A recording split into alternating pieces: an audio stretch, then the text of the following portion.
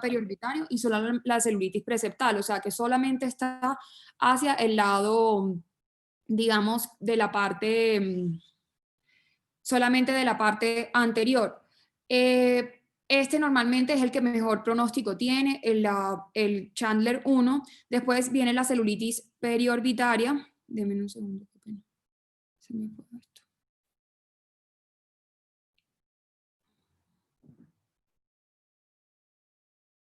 No sé qué le pasa a esto. Bueno.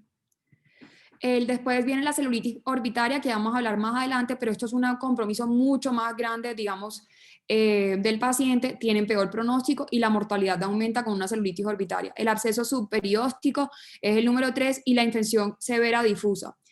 Digamos que ya puede comprometer más y va a ser más abscesos alrededor. Y la última en la clasificación de Chandler es la trombosis del seno cavernoso. Acá podemos ver que normalmente esta clasificación no necesariamente tiene que ser que de una pase a la otra, ¿sí? No es continuo, no tiene que pasar por todas las fases. El paciente se puede presentar con solo una, entonces no necesariamente tiene que ir a la otra. Es muy importante aquí, como vemos en la A, que era solamente la celulitis preseptal. Acá en lo grisecito, que es más oscuro, podemos ver solo el compromiso que está en la parte anterior del septum. Acá donde ven el compromiso en lo gris, es que es donde estamos viendo el compromiso, se ve toda la parte posterior como una celulitis orbitaria. El absceso subperióstico, que vamos a hablar más adelante de su manejo y en qué momentos se intervienen quirúrgicamente. Los otros tipos de absceso, como les decía, que son más posteriores, que es la infección difusa severa y la trombosis del seno cavernoso, donde vemos acá ya digamos que el compromiso posterior. La etiología, la mayoría y las más prevalentes son por bacterias y sobre todo por los cocos gram positivos. Estos normalmente los más frecuentes son el Staphylococcus aureus y sobre todo en pacientes con trauma es el que más tenemos que sospechar, el Staphylococcus epidermidis y el Streptococcus pneumoniae. También el Clostridium se puede encontrar en algunas clases de trauma, pero no es tan común como estos. El adenovirus es uno de los que puede causar también este tipo de infecciones, y el Haemophilus influenza tipo B.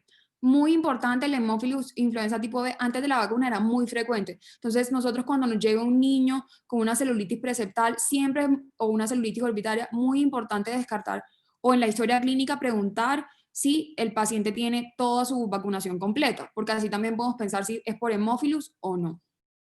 Y en hongos, pues que vamos a hablar más adelante exactamente de cuáles, los pacientes inmunosuprimidos los presentan más y estos pacientes, sobre todo por mucormicosis o aspergilosis.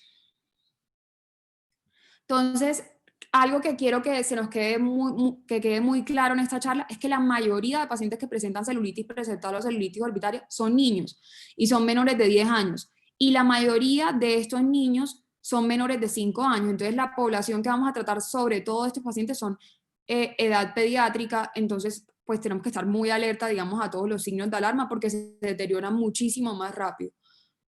Al examen ocular, 3 cosas muy importantes, pues como todos saben, una historia clínica pues clara, con la evolución de los síntomas, si tuvo antecedentes de trauma, si fue a algún lugar donde le picó algo, si tuvo alguna, digamos que la historia clínica tuvo alguna infección respiratoria reciente, todo eso es muy importante en esto. Pero ya cuando vamos digamos que a evaluar al paciente en el examen ocular, muy importante en la inspección. Entonces, ver el paciente cómo está. Si el paciente está decaído, tiene hiporexia, irritabilidad, son todas de las cosas que nos pueden, digamos que orientar a que el paciente está más grave o no. Y como les decía, como son niños, a veces los niños no nos van a hablar, entonces es muy importante ver estos signos, ¿sí? Otra de las cosas, ver en el párpado, que es lo que más vamos a ver, o en la piel de la órbita, ver si tienen dolor, edema, rubor, calor local, todas esas cosas. También muy importante, evaluar los movimientos oculares en estos pacientes. Y la valoración de los reflejos pupilares, que ahorita más adelante les voy a mostrar un video donde vamos a ver qué puede ocurrir con estos pacientes con celulitis. En el diagnóstico, como les decía, para un paciente con celulitis preseptal vamos a encontrar edema palpebral y eritema. En algunos pacientes se va a encontrar fiebre, en otros astenia dinamia, y la mayoría presentan, que es lo más importante de esto para diferenciarlo, y que no nos haga sospechar de una celulitis orbitaria es que presentan una buena agudeza visual. No hay proptosis, las pupilas son normorreactivas, la saturación del color es normal, la conjuntiva está tranquila y los movimientos oculares están sin limitaciones. Eso nos los va a diferenciar de la celulitis orbitaria. Entonces, en cuanto a las ayudas diagnósticas, normalmente el cuadro hemático se puede solicitar, sobre todo si es en niños, como les decía, va a salir una leucocitosis.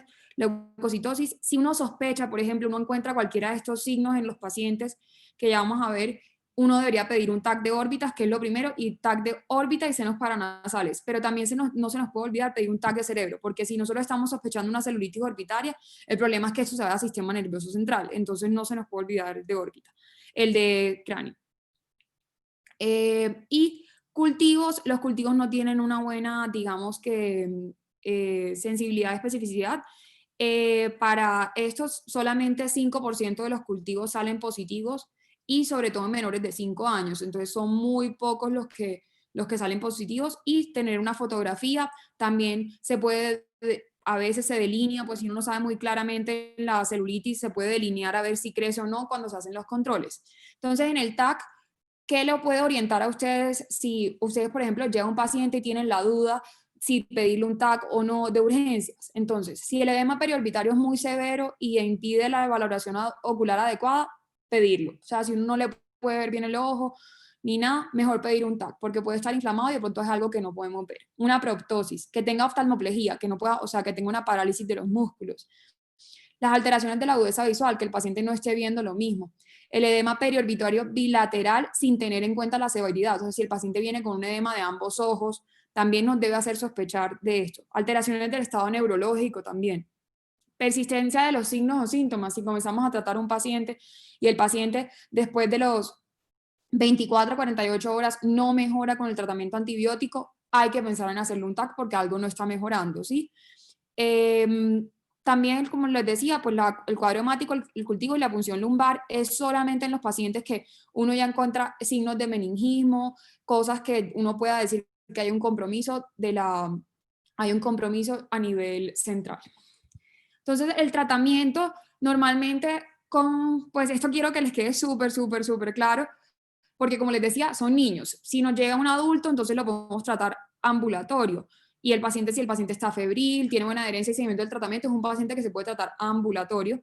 Pero si es un niño menor de 1 año, hay que hospitalizar a ese paciente. Ese paciente debe recibir antibiótico, debe estar en seguimiento, y cuando los pacientes tienen fiebre y no responden a las 48 horas del antibiótico oral, se deben hospitalizar, sobre todo en niños, ¿sí? La terapia antibiótica normalmente es empírica. Como les decía, la mayoría son gram positivos, entonces como son gram positivos, la mayoría las podemos tratar con ampicilina, amoxiclavulonato, fluoroquinolonas, acitromicina. Muchos que pues digamos que es lo que más tratamos acá, se puede tratar con dicloxacilina, que los tratamos bastante, o cefalosporinas de primera generación, entonces cefalexina, cefasolina, son todos de los medicamentos. Muy importante, recuerden que en cada hospital hay, digamos que un nivel, algo de resistencia, un perfil de resistencia, y eso también nos va a cambiar un poco el manejo del paciente.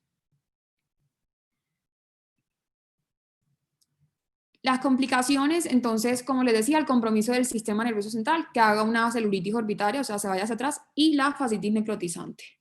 Normalmente estos pacientes tienen muy buen pronóstico comparado con la celulitis orbitaria. Y ya más adelante vamos a hablar de la fascitis necrotizante y de la extensión orbitaria. No sé si tengan algún... no. Vamos a hablar ahora de la celulitis orbitaria. Entonces, los patógenos más comunes son los gram positivos de nuevo, y está el estreptococo y el estafilococo.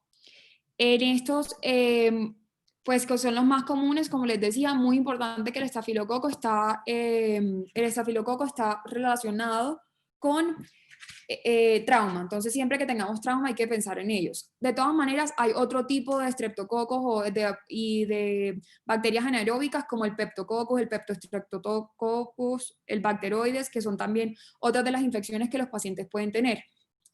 En estos pacientes, claramente también, si son inmunosuprimidos, van a tener más riesgo de tener una infección micótica, entonces puede ser por mucormicosis, aspergillus y otros tipos de hongos. Entonces, ¿qué factores de riesgo? Los mismos. Entonces, trauma reciente o trauma antiguo, unas infecciones del tracto respiratorio superior, infección sistémica, sinusitis y el hacinamiento. ¿Por qué les pongo acá el hacinamiento? Porque se ha visto que muchísimos pacientes o pues se ha aumentado mucho el riesgo de estafilococo meticilino resistente asociado a la comunidad. Entonces se ve en pacientes, por ejemplo, que viven en ancianatos o en colegios muy hacinados que se presentan con traumas o infecciones por estafilococo meticilino resistente. Entonces la historia clínica normalmente, pues como les decía, normalmente sobre todo es en niños, entonces son niños o población pediátrica que se presenta con edema palpebral superior, posterior a una infección del tracto respiratorio superior. Entonces la mamá dice, tuvo una historia de tener, pues digamos que estornudos, escurrimiento posterior, dolor a la palpación de los senos paranasales, fiebre y letargia. Y así se presentan estos niños. Pero ya aquí vamos a ver unos signos que son muy claros. Eso es como para que se nos quede grabado como lo grave, pero normalmente diferenciarlos puede ser bastante difícil en la clínica, pero es como para tener los signos. Entonces, uno de los que puede ocurrir es la proptosis. Entonces, acá digamos que es un paciente de la doctora Talero, más adelante vamos a presentar este caso, pero les quería mostrar acá cómo se ve, digamos, la diferencia de un ojo y el otro. Entonces, esto es muy importante evaluarlo si el paciente tiene proptosis. Otra de las cosas, la quemosis conjuntival, que es todo este líquido subconjuntival por inflamación que ustedes ven acá. Entonces, eso también es otro signo de celulitis orbitaria, más que una celulitis preseptal. La alteración de la motilidad ocular, ustedes pueden ver acá que el paciente está mirando hacia arriba y aquí este ojo no se mueve. Esto es muy común en la celulitis orbitaria y es de los signos que tenemos que tener en cuenta cuando nosotros evaluamos un paciente. Y el compromiso pupilar. Acá podemos ver, pues aquí les puse un video. ¿Sí les suena? In this patient, you will see that the right pupil consistently dilates as the light is swung toward it. This dilation is called a relative afferent pupillary defect. It usually signifies that an optic nerve lesion is present on the side of the dilating pupil. This test is the most sensitive and the only Aquí, por ejemplo, no es el único compromiso pupilar, pero les quería mostrar que es una de las cosas, hay que evaluar las pupilas, y hay que evaluar las pupilas en estos pacientes, pueden estar midriáticas por compromiso del tercer par y diferentes compromisos tipo compromisos del seno cavernoso. Entonces, acá podemos ver, digamos que varios de los signos en la misma imagen. Esto es un niño, como otra vez también se ve, es una persona joven, y se ve, digamos, que pues todo el eritema y el edema periorbitario, la quemosis conjuntival, vean la alteración de los movimientos oculares, aunque él logra mover algo, sí hay una limitación comparado con el otro ojo marcada y una proptosis comparado con el otro ojo. Entonces, muchas, como les decía, el 90% son secundarias a sinusitis. Por eso es que es tan buena la historia clínica, porque la historia clínica nos da pistas de por qué el paciente lo está presentando. Normalmente, como les decía, en pacientes jóvenes, la más común de todas es la sinusitis del seno etmoidal, y en niños menores normalmente la paciente solamente es por un microorganismo, pero en menores de 5 años, en mayores de 5 años son 2 a 5 microorganismos. También pueden, como les decía, de los patógenos, puede ser por el grupo Milleri, es de la otra de las cosas, pero normalmente esta está más asociada a que se formen abscesos. El manejo médico, siempre obligatorio hospitalizar al paciente. Antibiótico, dependiendo de qué. Si estoy sospechando que el paciente tiene un meticilino resistente, vancomicina obligatorio, clindamicina. Si es asociado a la comunidad, podría ser una opción. Siempre ponerle al paciente, si es por sinusitis, descongestionantes nasales como la oximetazolina, se puede poner 3 veces al día. Se le pone, digamos que le dice uno a la paciente que ponga la cabeza hacia atrás y que ponga los descongestionantes nasales. Y normal, en Estados Unidos, pues digamos que esta guía es la de los Estados Unidos, pero acá usan, como les decía, el perfil de resistencia, usaban amoxicilina clavulonato, después de que se les daba la parte, digamos que por intravenosa, pueden salir con amoxicilina clavulonato de 1 a 3 semanas.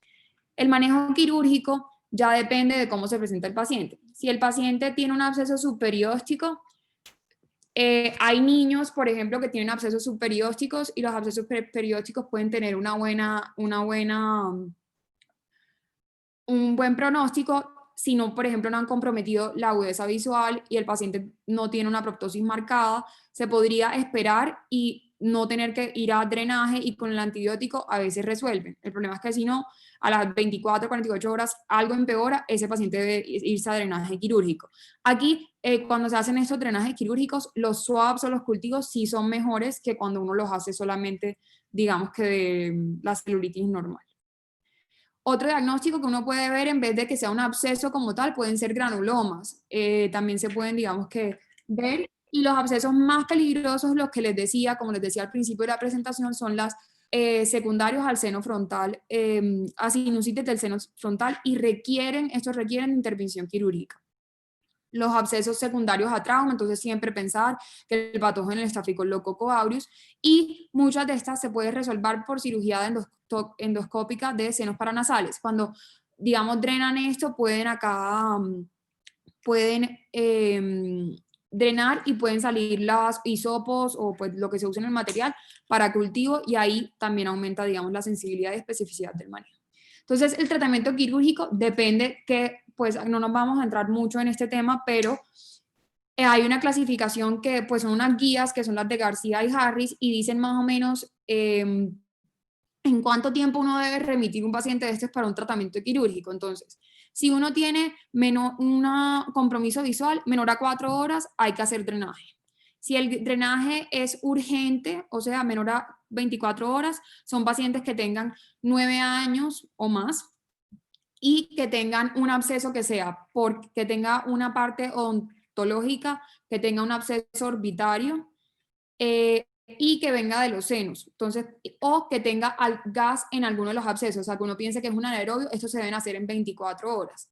No se debe hacer drenaje, o sea, uno no debe irse a drenar solamente si uno cree que tiene un paciente que es menor a 9 años y tiene una sinusitis etmoidal aislada con un absceso subperióstico pequeño. Y si tiene un absceso subperióstico medial, este puede ser drenado endoscópico se puede drenar endoscópico, pero tampoco digamos que es el más rápido. Entonces, si yo tengo un absceso de la pared medial de la órbita, le puedo hacer una incisión transcaruncular. ¿Qué tiene esto de bueno? Que no le queda cicatriz al paciente. Entonces, pues digamos que la intervención es buena, es segura.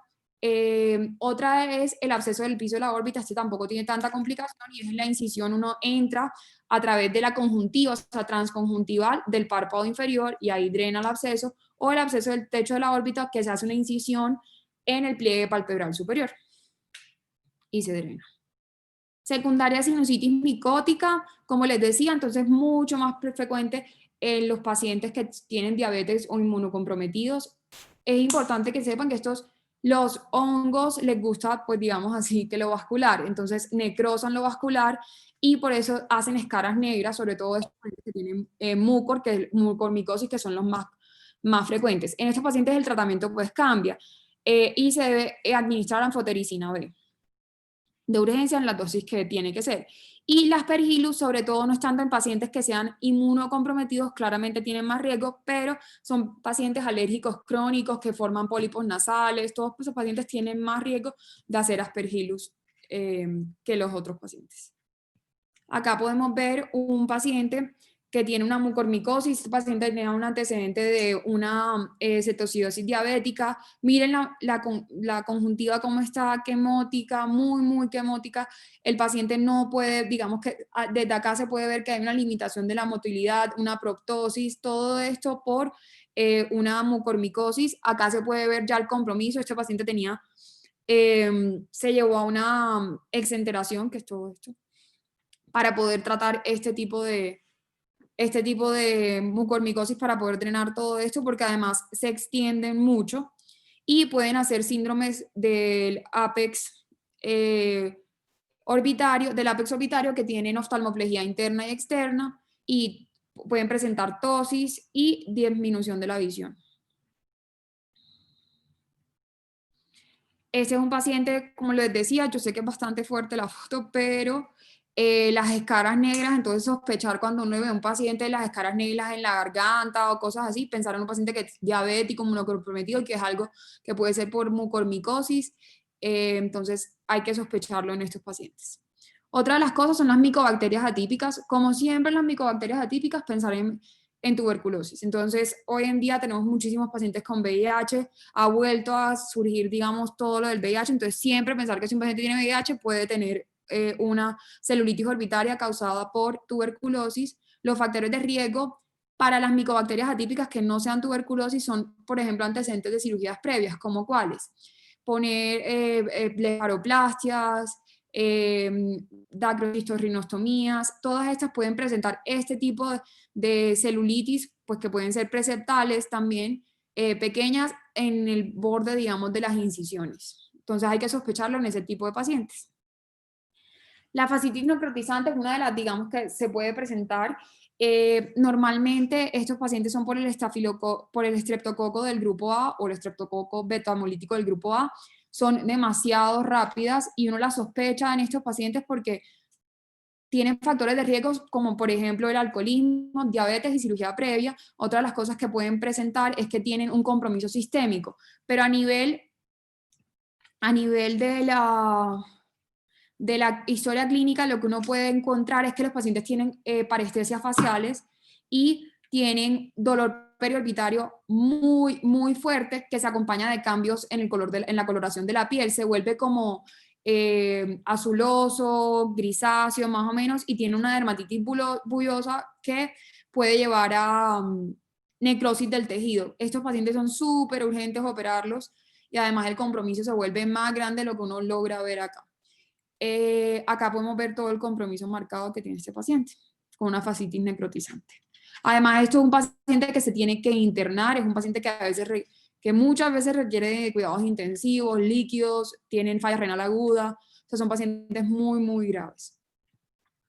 Y acá podemos ver, esto también es importante, en estos pacientes se les requiere dejar un drenaje para poder, digamos, que haya un drenaje de este contenido, y se retira dependiendo de cómo vaya la cirugía, el postoperatorio.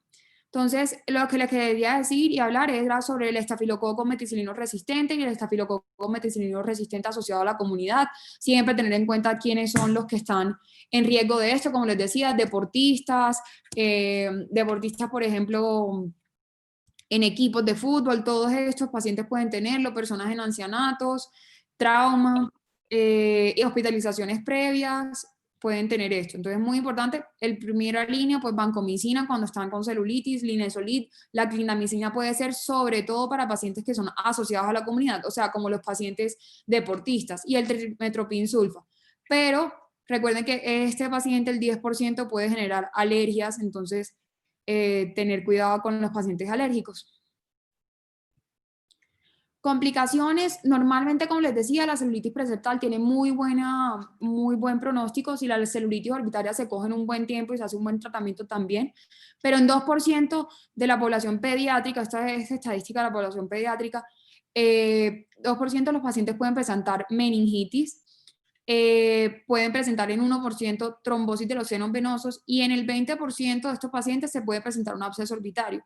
El problema es que si una de estas tres se nos presenta, tenemos el 50% de riesgo de la mortalidad. Entonces, solamente con esto se nos aumenta muchísimo la mortalidad en estos pacientes. Signos de alarma. En los pacientes cuando uno le dé salido a un paciente de estos, o sea, por ejemplo, que uno le dé salido a una paciente con una celulitis preseptal o una celulitis orbitaria que se fue a la casa y de pronto pues puede empeorar, son que vuelva a tener fiebre, que tenga un aumento del edema palpebral, que tenga dolor ocular, dolor con los movimientos oculares, oftalmoplegia, que tenga pérdida de la agudeza visual o visión borrosa, o que tenga alteración de los colores. Entonces es muy importante que ustedes recuerden esto. Acá es simplemente para comparar y si le quieren tomar foto de cómo se ve una celulitis preseptal y una celulitis orbitaria. Y los diagnósticos diferenciales pues son muchos y hay que pues aquí lo vamos a diferenciar por clínica y por lo que vamos al examen físico. Entonces los tumores orbitarios, el trauma orbitario y la inflamación local solamente a veces no es que esté infectado, sino que tiene, digamos, el trauma marcado, que tenga respuestas anafilácticas, que tenga una falla renal, tenga una sobrecarga hídrica, la miositis orbitaria y la oftalmopatía tiroidea. Este es un caso clínico de la doctora Talero. Es un paciente masculino de 62 años, consultado por un cuadro clínico de 2 años de evolución, de disminución de la agudeza visual y deterioro de 6 meses de evolución dado por proptosis. tenía de antecedente, como les decía, súper importante, trauma facial a los 10 años con compromiso frontal, y al examen oftalmológico tenía una agudeza de percepción luminosa solamente. Este paciente, pues se presentó, como les decía acá, pues se ve marcado, como lo pueden ver, tenía un hipoglobo, tenía la córnea matizada, con quemosis conjuntival, totalmente pérdida, digamos, de la motilidad ocular. Y este paciente se le hizo un TAC de órbitas, pues porque es un paciente grave, el TAC de órbitas contrastada mostraba una densidad de los tejidos blandos, acá pues no se ve muy bien, se veía una densidad grande de la tejidos blandos con un contorno lobulado y posterior de la órbita derecha, todo esto que podemos ver acá, y todo esto comprometía las celdillas etmoidales y compromiso de la grasa extraconal, y tenía el desplazamiento de los músculos extraoculares que pudimos ver. Este paciente lo que se le encontró era que tenía un mucocele. Esto fue posterior a la cirugía, miren que esto es el postoperatorio inmediato, cómo bajó un poco, pero nunca recuperó la agudeza visual, o sea, quedó en PL, no hubo mejoría de la agudeza visual. Este si le quieren tomar foto, y pues este es el focal points, que es muy importante si lo quieren leer, y le quieren tomar fotos, es más o menos todo lo que hablamos en la charla resumida en esta tabla. Y este es otro paciente de la doctora Talero. Doctora, no sé si quiera comentarnos acá, y la doctora nos va a comentar este caso. Bueno, Pero, entonces, como veíamos, pues es muy importante el diagnóstico y la aproximación diagnóstica inicial, porque todos estos pacientes pueden mejorar, pero también se pueden complicar. Entonces son pacientes que hay que hacerles una muy buena historia clínica, y esa historia clínica pues va a determinar también qué tan frecuente los vamos a ver, siempre dar signos de alarma a los pacientes para que regresen en caso de complicaciones. Entonces, este es un paciente que tiene 72 años al momento de la consulta, es un paciente remitido del hospital de Soacha, donde dieron un manejo inicial. Ustedes ven el aspecto que tenía el paciente en su ojo derecho, pues tiene una proptosis, tiene edema de bipalpebral, tiene ya, es un ojo que está congelado, podríamos decir, y es cuando hay una afectación importante de los movimientos oculares. Tiene una inflamación conjuntival muy severa asociada también a la quemosis. Ustedes pueden ver cómo en el segmento anterior se ve una zona con contenido mucopurulento o de aspecto mucopurulento en el aspecto superior del globo ocular, como también en la córnea del paciente. Entonces, este paciente, si ustedes además se fijan, es un paciente que está, pues digamos, en una condición física o una condición regular. Podemos hablar, si ustedes les ven el cuello, es un paciente que está maciado, o sea, que hay que buscar y siempre preguntarse qué causa puede producir o qué etiología puede estar relacionada con los hallazgos oculares. Eh, pues, digamos, en los labios también ven que está con un herpes que está activo, o sea, que es un paciente que hay que pensar que está inmunosuprimido, y en ese sentido, pues que cualquier complicación puede estar asociada a esa inmunosupresión, y en este caso, pues el proceso infeccioso. Entonces, tiene salida franca de pus. En este caso hay una perforación en esa zona superior donde vemos que hay pus, está la esclera perforada, y pues digamos que este es el aspecto externo del paciente. El paciente fue manejado no tenía, digamos, y a su interrogatorio no tenía antecedentes más allá de un Parkinson que estaba en tratamiento médico, pero pues no contaba ningún otro antecedente. Este paciente en estas condiciones, pues es un paciente que se debe manejar siempre intrahospitalario, es un paciente que se le deben hacer imágenes, porque como veíamos, el compromiso de una celulitis postseptal, que en este caso es la celulitis orbitaria, está relacionado con complicaciones que pueden llevar a la mortalidad alta de este tipo de pacientes si no es manejado. En las imágenes lo que vemos pues, es un compromiso que nos dice que el probable origen, o que tenemos que pensar en un origen intraocular por una endoftalmitis del ojo derecho. Si ustedes ven las imágenes, no nos dicen nada más. Sin embargo, conociendo la historia clínica del paciente, es un paciente que no solamente tiene compromiso del ojo derecho, sino también tiene compromiso del ojo izquierdo. Entonces, en el ojo derecho lo que vemos es todas estas, digamos, imágenes con realce que nos muestran que hay un severo proceso inflamatorio, como les mencionaba, hay una proptosis que está relacionada con este proceso inflamatorio, pero además con unas claras muestras de que el proceso inflamatorio se extiende anterior y posterior, hay un compromiso de toda la órbita, no hay movimientos oculares y eso está relacionado con la inflamación y la infección que se realiza, digamos, en el segmento postseptal. Y este paciente pues está en un alto riesgo de su vida, por lo cual pues hay que tomar medidas. Como les mencionaba, este paciente no solamente tiene compromiso del ojo derecho, tiene compromiso del ojo izquierdo. En el ojo izquierdo se vieron pues unas imágenes en fondo de ojo que hacían sospechar tener endoftalmitis asociada. Muy asimétrica en este caso, pues aquí en las imágenes no se ve compromiso del ojo izquierdo, sin embargo clínicamente lo había. Entonces hay que pensar que en estos pacientes y especialmente en un paciente que no tenga que no sea buen informante, puede haber endoftalmitis endógenas, perdón, que pueden complicarse con una celulitis, en este caso postseptal o orbital. Entonces, pues el manejo debe ser muy agresivo. En este caso se manejó también el ojo izquierdo, en el ojo derecho desafortunadamente con pérdida visual, perforación de la esclera, un compromiso que podía poner en riesgo al paciente, entonces se realizó una visceración, una limpieza de toda la cavidad. En estos casos, pues es importante evaluar uno intraquirúrgicamente cómo va a manejar el paciente para saber si deja drenajes que puedan sacar material purulento de la parte posterior o, digamos, retroocular que corresponde a la región postseptal. Y en el ojo izquierdo se manejó con inyecciones intravítreas, pensando en múltiples gérmenes, entonces utilizamos antibióticos de amplio espectro y en este caso, por la condición del paciente, también se utilizaron medicamentos antimicóticos. Entonces, esto es un paciente que es claramente pues un paciente que nos dice que hay que manejarlo de forma consistente, multidisciplinariamente, con infectología, buscar cuáles son las causas de esta endoftalmitis que llevó posteriormente a la celulitis y que si uno no lo maneja puede presentar trombosis del seno cavernoso, una meningitis y pues poner en riesgo definitivamente al paciente. En este caso, digamos, el origen parece haber estado relacionado por los hallazgos de tórax con un nódulo pulmonar y en los cultivos finalmente salió una Klebsiella pneumoniae. Entonces, como para que sepan que hay este otro tipo de pacientes que es más complejo quizás.